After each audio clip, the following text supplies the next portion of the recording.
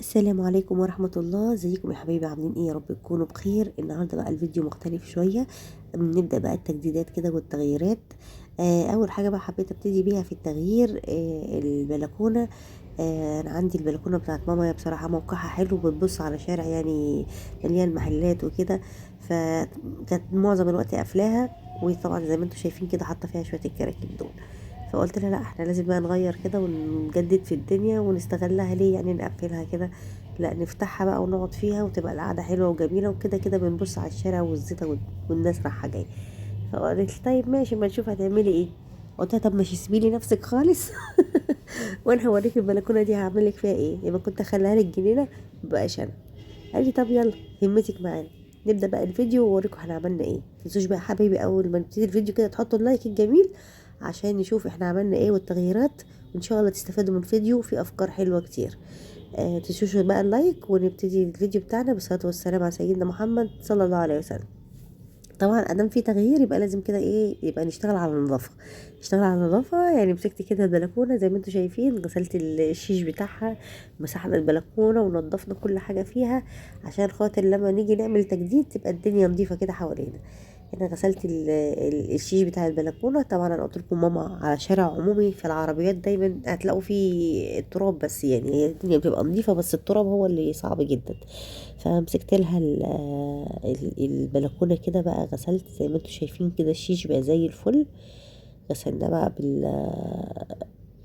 بالمسحوق بقى والرغاوي وايه، واديتها يعني. قعدت تقولي ده الخشب هيبوظ، قلت لها مش مشكله يبوظ بس خلصت كده ولميت بقى الميه.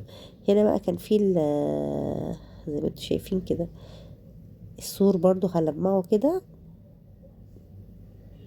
من التراب والحاجة اللي عليه. انا كنت لسه ملمعاه بس قلت ايه نلمعه تاني عشان برضو التراب على طول بيجي.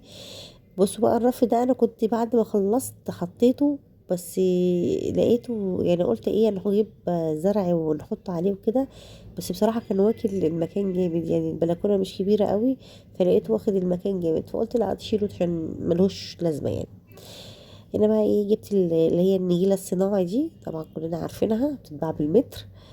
كنت انا قست المقاس يعني، اخدته ورحت للراجل قلت له انا عايزه المقاسات دي. راح هو قصصها لي على طول، يعني بصراحه جت مظبوطه، يعني ما احتجتش ان انا اظبط فيها حاجه في البيت. هي جت لي مظبوطه كده على طول، فرشتها. يعني عامله زي يكون سجاده كده اتفرشت يعني، بس بصراحه مديه شكل حلو قوي وغيرت المكان تماما يعني. اول حاجه بقى نعملها كده نفرشها في الارض، هي النجيله الصناعه دي. نعمل بقى الجنينه بتاعتنا ونبتدي بقى الفرش بتاعنا. قعدت بقى اظبط فيها هي عشان بس كانت متنيه بالتطبيقه، فما كانش عايزه تتفرش معايا بسهوله، بما اني كمان بصور بايدي التانية فما كنتش عارفه اظبطها. بس هنا بقى خلاص الحمد لله ظبطتها، جايه بالظبط اهي، نفس المقاس وزي الفل. ابتدينا بقى نعمل ايه. جبت بقى الكراسي دي. طبعا انا هنزل لكم فيديو المشتريات، بس انا قلت انزل ده الاول. كنت جايبه كرسيين كده اللي هم العاديين دول من الهلال والنجمه، بصراحه طلعوا وحشين ما عجبونيش وغاليين جدا. فبعد ما جبتهم رحت رجعتهم ومشيت كده قدام شويه في الازهر، لقيت الكراسي الحلوه الجميله دي وبنفس سعر التانيين، يعني سبحان الله. بيستهبلوا قوي في الهلال والنجمه يعني على اسعار. فجبت الكرسيين دول، ايه قلت كده بالايدين والظهر كده الواحد يقعد ويسند يبقى قاعد مرتاح، غير الكراسي التانية اللي هي العادية دي المربعة.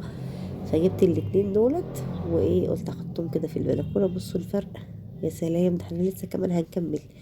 حطيتهم كده. طبعا كنت عايزه اجيب ترابيزه تانية اللي هي البلاستيك، بس بصراحه ما عرفتش اشيل الحاجات كلها، فلقيت ترابيزه كده صغننه عند ماما، قلت لها هنحطها دلوقتي مؤقتا في الجنينه بتاعتنا. عملته نادي يعني. حطيتها كده وبعدين جبت المفرش ده اللي هو كان شكلها يعني مش احسن حاجه، فقلت اغطيها بمفرش. المفرش ده برضو جايباه لسه جديد، هعمل لكم الفرج المشتريات ان شاء الله المره الجايه. بس انا حبيت كده المنظر بتاع البلكونه، فقلت انزله لكم على طول. كده بقى جبت ايه مخدتين كده عشان الواحد يقعد كده ويسند ظهره ويبقى قاعد مرتاح، وبرضه بتدي شكل جمالي كده. جبت المخدات دي حطيتها كده زي ما انتوا شايفين. بصوا الدنيا ابتدت تفرق ازاي خالص يعني عن الاول.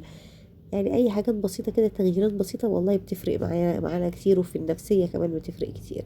حطي بقى طبعا دي رخرة، يا سلام على المنظر. طبعا هي ناقصها شويه زرع كتير كتير، بس انا طبعا ايه ما لحقتش اشتري كله، كنت مستعجله بصراحه ان انا انزل لكم الفيديو، بس قلت الحاجات كده تبقى بسيطه وشويه شويه ونعدل فيها وانزل لكم برضو تاني ان شاء الله. وادي بقى بصوا البلكونه شكلها فرق ازاي، الاول كانت متكركبه ومحدش بيخشها، دلوقتي بصوا بقت عامله ازاي. والله عايزه اقول لكم ماما ما استنتش ان ما اكمل تصوير، قالت لي لا انا هخش اقعد. هتلاقوها طالعه حتى في الفيديو دلوقتي.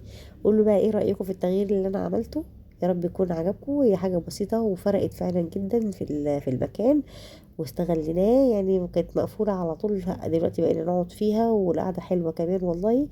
قولوا لي بقى ايه رايكم في الكومنتات ايه على التغيير اللي انا عملته، وما تنسونيش بقى في اللايك وفي الشير وتشتركوا معايا في القناه فضلا وليس امرا. وبصوا بقى ماما دخلت دلوقتي، كانت قاعده في البلكونه قالت لي لا صوريني بقى وانا قاعده. قلت لها حاضر عيني. دخلت وقعدت كده وقالت لي والله القعده جميله والموضوع فارق فعلا. اشوفكم على خير ان شاء الله الفيديو الجاي، شكرا ومع السلامه.